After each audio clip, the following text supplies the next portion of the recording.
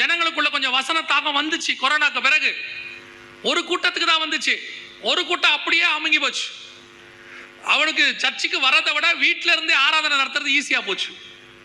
ஏன்னா சர்ச்சுக்கு வந்துன்னா கிளம்பி வரணும், பிள்ளைகளை எல்லாம் கூப்பிட்டுக்கிட்டு டூ வீலர்லயோ 4 வீலர்லயோ வந்து சேர்ந்து முடிச்சுட்டு திருப்பி வீட்டுக்கு போகணும்.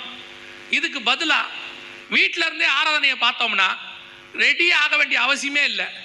நைட்டியை போட்டோமா, லுங்கியை கட்டினோமா, சோப்பால சாஞ்சோமா, காப்பியை குடிச்சுக்கிட்டே செய்தி கேட்டோமா. அதுல கொஞ்சம் பேர் இருக்கான் ஆராதனை வரைக்கும் தான் உட்காந்து கேட்பாப்ல.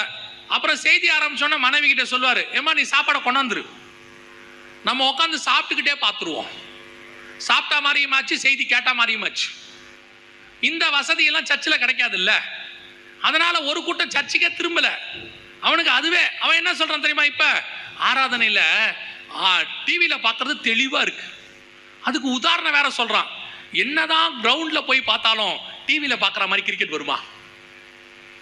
டிவியில கிரிக்கெட் பார்க்க முடியும், தேவ பிரசன்னம் எப்படி வரும்? கூடி ஆராதிக்கும் போது தானே பிரசன்னம் வரும். கூடி வர்றதுக்கு பேர் தானே சபை.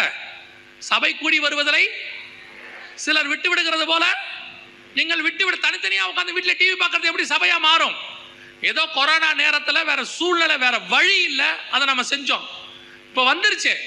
இப்போ கொரோனா நேரத்தில் ஆன்லைன் கிளாஸ் நடத்தினாங்க, பிள்ளைகளை ஆன்லைன்ல வச்சுங்க. ஸ்கூல் திறந்தவொன்னே அனுப்பிட்டீங்களா இல்லையா? ஸ்கூல்ல போய் கேட்டீங்களா? இல்லைங்க, வீட்டில் பையன் இருக்கிறதே நல்லா இருக்குதுன்னு சொன்னீங்க. எப்படா ஸ்கூல் திறக்கணும்னு வெயிட் பண்ணீங்க தானே. இதை வீட்டில் உட்கார வச்சுக்கிட்டு உயிர் போகுது. இந்த ஸ்கூலை எப்பத்தான் திறப்பாங்களோ. பையனை விட நீங்க தான் அவஸ்தைப்பட்டீங்க எப்போ ஸ்கூல் திறப்பாங்கன்னு.